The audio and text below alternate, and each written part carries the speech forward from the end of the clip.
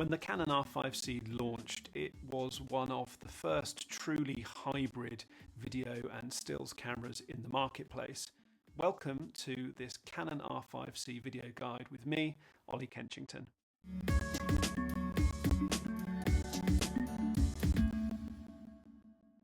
Right, so it makes sense to start with page 1 of the camera's menu system, which is the camera setup page. And we're going to talk about everything to do with the exposure settings, and we'll base this around broadly the exposure triangle. So we're going to dive straight in with aperture or iris. As this is a video menu, we tend to use the video terminology iris rather than aperture, but it is, of course, exactly the same thing. So let's go straight into the menu, pressing the menu button on the back. A quick tip actually, the mode dial on the top of the camera, which your thumb falls on fairly neatly, can be used to go through the main pages of the system.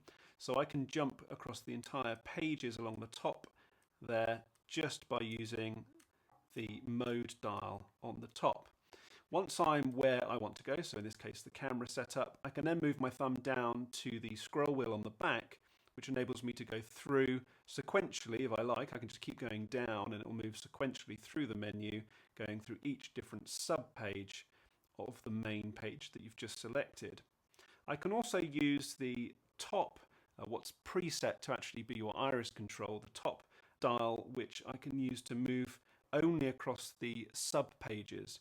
So I've got 3 different dials essentially that I can use with my forefinger and my thumbs to either go through the main pages, the sub-pages, using my index finger on the top dial there, or I can use my thumb on the wheel on the back to move through each individual item in those menus. Now that's exactly the same way that the C70 is set up as well. So if you have been shooting with the C70 or ever used that, you may well already be familiar with those dials and how they perform in the menus. Now I'm going to go right back to the beginning of the camera setup, and we're just going to talk about the iris mode. Now 99% of the time I'm going to leave the camera in manual mode because I want complete control over the exposure of the image.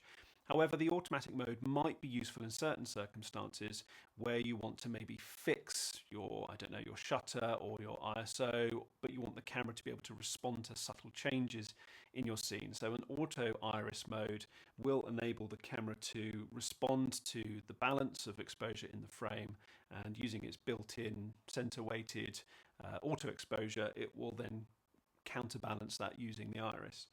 You can then control the iris increments, and this will obviously affect the automatic mode, but it will also affect the manual mode as well. You can either have half stops or third stops in the main iris increment menu. So as if I put that to half stops, come back to the main menu. Oh, hang on, I've left it in automatic. Let's go back to manual.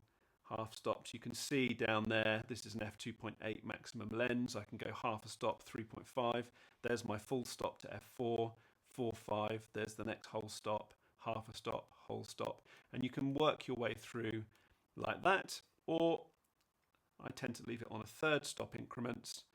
So as I go from 2.8, I get the additional step of 3.2, 3.5, 4, 4.5, 5, there's my whole stop there.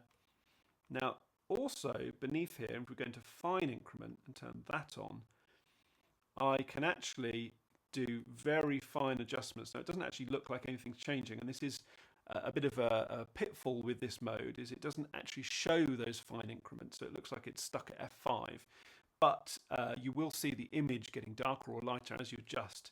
So it's actually 22 clicks per stop or 11 clicks per half stop when you're in that fine increment mode, which gives you a fair amount, particularly if you couple this with a declicked lens, because you can have these RF lenses declicked by Canon. That does give you a fairly smooth, 22 gradations, if you like, per stop. So you can almost make an RF declicked lens in fine increment mode feel like a cinema lens. I'm going to turn that off. I'm going to leave the iris increment in third stop. I'm going to leave mine in manual. As I say, I like to have complete control over the image personally, and that's pretty much what I always leave it in. If I move across though, we can start to talk about shutter. Of course, if we think about our exposure triangle, we've got our aperture or our iris here. We're controlling that to let more or less light in. Of course, we're also affecting the depth of field. I don't want to patronize you. I'm assuming if you've come to a quick guide on shooting video, you're probably maybe a photographer, or certainly have shot video or taken stills and probably understand about depth of field and the exposure triangle. So I'm certainly not going to dive into that in this brief course here. But there is one thing that we do really need to dive into, which if you have come from a photography background will be almost meaningless to you, which is the shutter mode and particularly the angle mode. Now, within the shutter mode, there are several different modes. They all have different sort of distinct advantages or potentially disadvantages if you're in the wrong mode. The most common thing that you would normally expect to see would be the shutter mode when it's in speed. If I go back out to the main menu, you can actually see now that my shutter is now in speed increments, which is traditionally what you would probably associate with stills cameras. And if you're shooting video on predominantly stills cameras, you're probably very used to adjusting the shutter speed like this. I'm shooting at 25 frames per second, so I would have a shutter speed of a 50th of a second to maintain a normal amount of motion blur. But we are benefiting with the R5C of a true video menu system. That's one of the huge benefits of the R5C over the R5. It's the proper Cinema EOS menu system, and as such, I can go into angle mode. Now, what does that mean? First off, the reason it's measured as an angle, so if I flick across, you'll see it comes up as 180 degrees on my screen there. That is the default shutter angle, and that will give you a normal amount of motion blur in the same way that a 50th of a second in 25 frames per second will.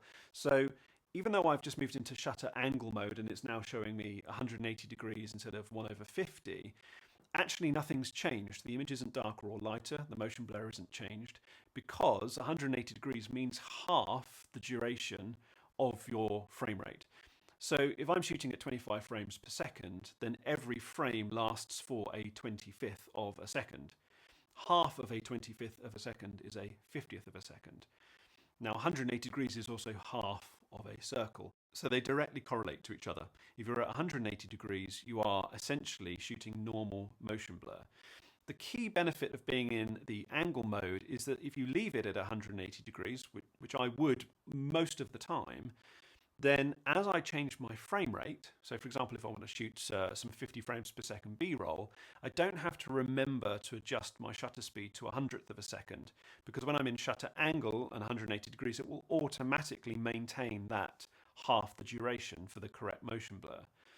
The terminology goes way back to when cameras were using mechanical shutters, and it was literally film going through the camera and a semicircular disc that was spinning, and when it was covering, it was essentially blocking out the light, and when it was exposed, then the light was exposing onto the film negative, and the speed at which that span was matched to the frame rate, and the fact it was half a circle meant that every, let's say, 25th of a second, half of that duration, so a 50th of a second, the film was being exposed, and the other half, the semicircle, had span round and was concealing and blocking the light. So that's where the terminology comes from. But suffice to say, what it means is it's an easy way for you to not have to adjust your shutter speed or remember to adjust it as you adjust your frame rate and maintain that normal amount of motion blur.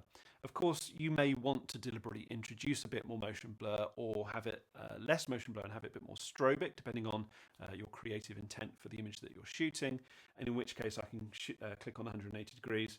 If I want a slower, more motion blur, essentially, I can move up towards 360. At 360, essentially, you are shooting at a 25th of a second if you're shooting at 25 frames per second. Or if I go below 180, then I'm now shooting at a much higher shutter speed, so I'm going to get increasingly more strobing and strobic looking effect.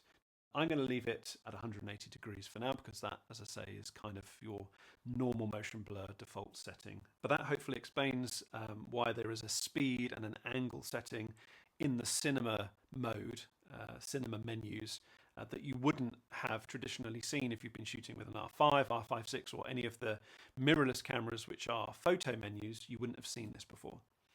Now, there are some additional options. So there's a clear scan mode. The clear scan mode is very useful. If I select that and come out, you can see that my shutter is now allowing me to choose it based on frequency. So we have a hertz measurement here. It should be at exactly 50 hertz. If I want to shoot a 50th of a second and normal motion blur, as I just said, so this is the same setting, essentially nothing would have changed. But where this is really powerful is I can move very, very subtly off those main blocks. So 50 is my starting point. I can actually move just fractions away, both above and below that level. In real life, out in the wild, the most common situation I find is that I'm placing this at 60 or near 60, because I might be shooting something where there's a screen that's maybe fixed at NTSC refresh, mate, it might be a 60 hertz refresh screen, maybe a computer screen or something that happens to be in shot. And by setting the clear scan mode to 60 hertz, it's pretty close, not far off the normal amount of motion blur, but it's also managed to get rid of any kind of banding that I might be seeing on that screen, which is a very useful mode.